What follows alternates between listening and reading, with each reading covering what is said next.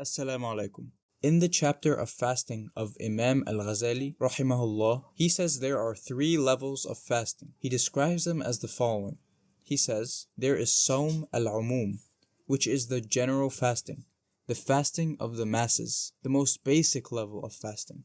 And then he says there's Sawm al-Khusus. That's the special level of fasting, meaning it is a select group of people that consist of this level of fasting. Then there is Sawm al-Khusus al-Khusus. That is the fasting of the special, meaning a small group from amongst an already small group of righteous people, and so that is the highest level of fasting. So he says for Sawm al-Umum, the most basic level of fasting, it is to restrain the stomach and the private parts from all of their desires. And what that means is that obviously when we fast, the most basic level of fast is the physical fasting, where we restrain ourselves fully from food and from intimacy. And then he says as for the second level, which is the special fasting, that is the fasting of the righteous. That is to restrain a person's hearing, to restrain their sight, to restrain their tongue, to restrain their hands, to restrain their feet, and to restrain all their body parts from that which is displeasing to Allah.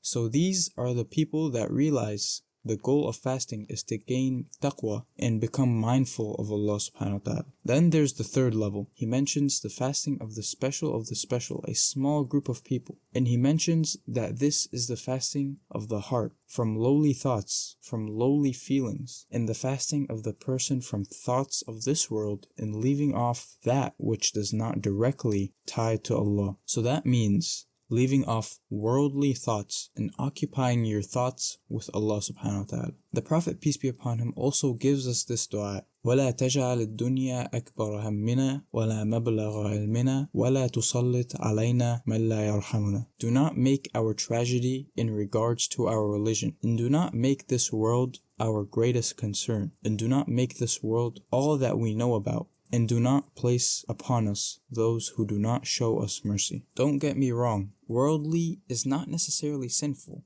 but you want to achieve a point where you are thinking more about Allah subhanahu wa ta'ala. Let me finish with this hadith. The Prophet, peace be upon him, said, whoever directs someone to good will gain the same reward as the one who does good. So consider sharing this video to a few people, and inshallah you will get rewards for the amount of people you share to, and when those people share to others, you will still be getting rewards for it. Jazakallah khairan, and assalamu alaikum.